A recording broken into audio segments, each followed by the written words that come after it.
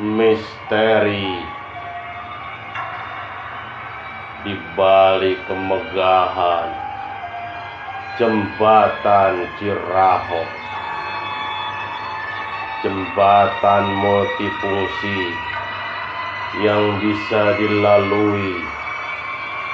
Di atas jembatan ini oleh kereta api sebagai jalur tetap. Juga di bawah jembatan ini sebagai jalan alternatif penghubung antara kota Tasikmalaya dan Ciamis. Sering digunakan jalur tetap oleh para pengemudi, baik pengemudi dari daerah maupun luar daerah. Ternyata di balik kemegahan Jembatan Ciraho ini mempunyai sejarah kelam yang sangat mistis. Antara menumbalkan sepasang pengantin baru atas permintaan para penunggu Sungai Citanduy.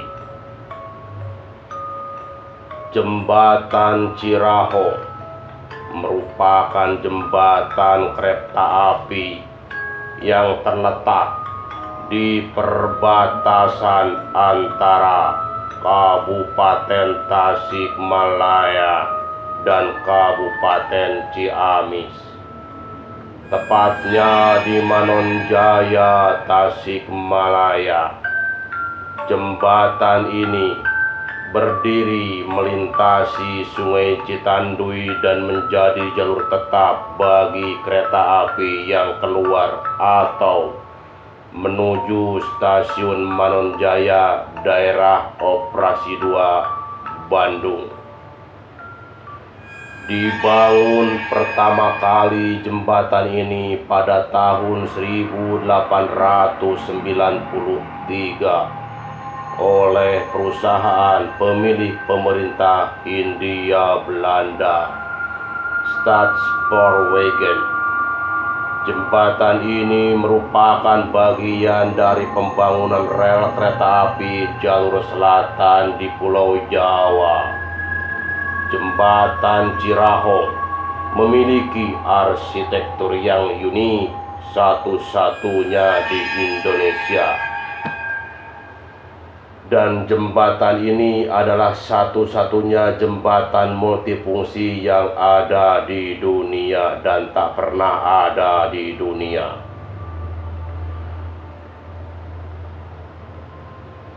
Konstruksi besi baja disusun bertingkat dengan rusuk plat atau lalu lintas bawah dan rusuk kontinu untuk lalu lintas atas. Di balik kemegahan dan keunikan jembatan Ciraho, tersimpan sebuah kisah mistis di awal pembangunannya. Berdasarkan hasil investigasi retrokognisi oleh tim Kisah Tanah Jawa, diketahui bahwa pembangunannya untuk membangun jembatan Ciraho, penunggu Sungai Citanduy meminta tumbal sepasang pengantin baru.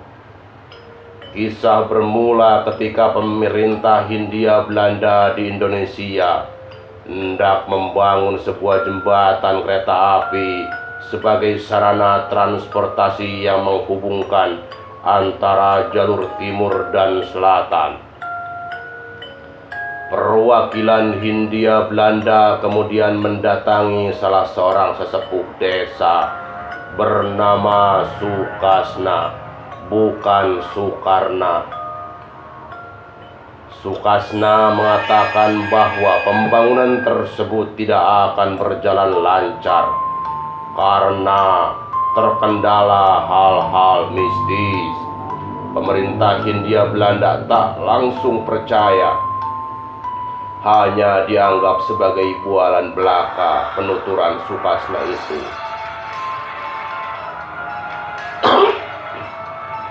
Namun, saat pembangunan mulai terlaksana, terjadi gangguan yang tidak dapat dicerna nalar.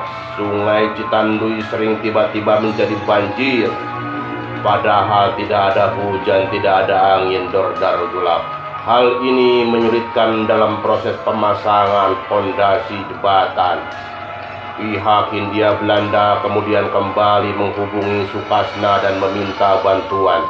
Sukasna mencoba berkomunikasi dengan sosok gaib penunggu Sungai Citanduy. Diketahui bahwa lokasi yang akan digunakan sebagai tempat membangun jembatan kereta api dihuni oleh sepasang siluman ular yang bernama Nyai Odah. Maaf, bukan Ceodah, tapi Nyai Odah.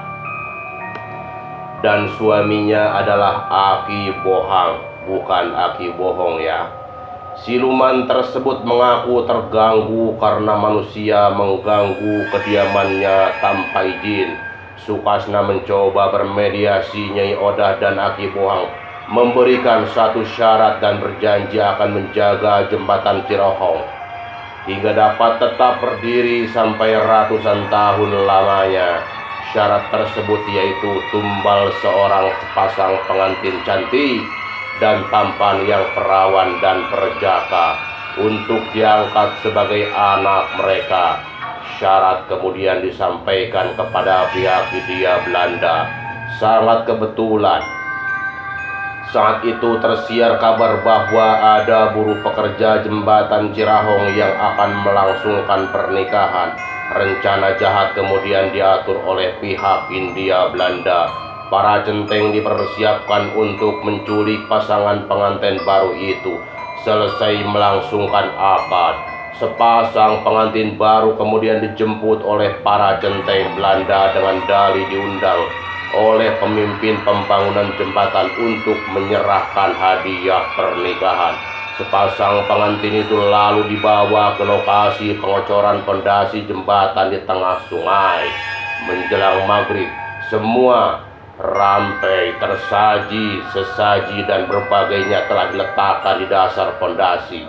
Selanjutnya, dalam posisi terikat, pasangan pengantin dimasukkan ke lubang fondasi. Saat tidak ada satupun orang pekerja yang tahu mereka disuruh lembur untuk mengocor jembatan selagi sungai sedang tidak ada banjir. Di atas adonan semen, batu dan pasir digelontorkan ke bawah hingga menimpa sepasang pengantin tersebut. Akhirnya, cinta yang tragis untuk pasangan kekasih tersebut, mereka ditumbalkan untuk membangun jembatan Cirohong. Jasad mereka terkubur dalam adonan semen hampa udara.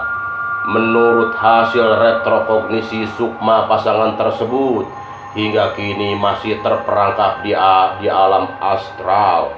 Tidak terima dengan perlakuan yang mereka alami, kadang mereka sering menampakkan diri sebagai seorang pocong atau makhluk-makhluk gaib lainnya. Terkadang di malam Jumat Kliwon atau malam Selasa Kliwon, sering terjadi suara jeritan dan tangisan dari bawah Sungai Citanduy yang menggema membelah Nusantara. Dikarenakan konon karena mereka sampai saat ini menjadi arwah gentayangan. Sering terjadi warga melihat ada sosok pocong atau sosok makhluk-makhluk gaib lainnya yang ada di pohon, tepatnya di tepi jalan yang mau menuju ke atas jembatan Cirohong. Dan sukma sang pengantin ini mendiami pondasi di bagian bawah jembatan, sedangkan Nyai Odah dan Aki Bohang mendiami pondasi samping kanan dan jembatan kiri Cirohong.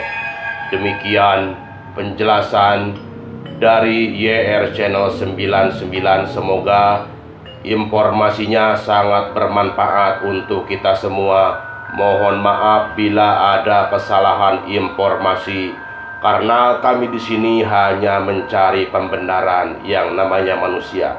Dan sosok pocong ini masih tetap meneror warga sampai saat ini. Mereka tidak mau dipindahkan kemanapun. Kalau si pocong itu dipindahkan, maka jembatan itu akan runtuh. Oke kawan semuanya, jangan lupa buat kalian like, komen, dan subscribe untuk Yer Channel 99. Salam sukses untuk Anda. Selamat menyaksikan detik-detik terakhirnya video jembatan Cirahong dan kisah mistisnya. Oke kawan, gue pamit. Akhirul kalam. Wassalamualaikum warahmatullahi wabarakatuh. Salam sukses untuk semua. Salam satu hobi, sehat selalu, dan salam sejahtera. Semangat. Adios.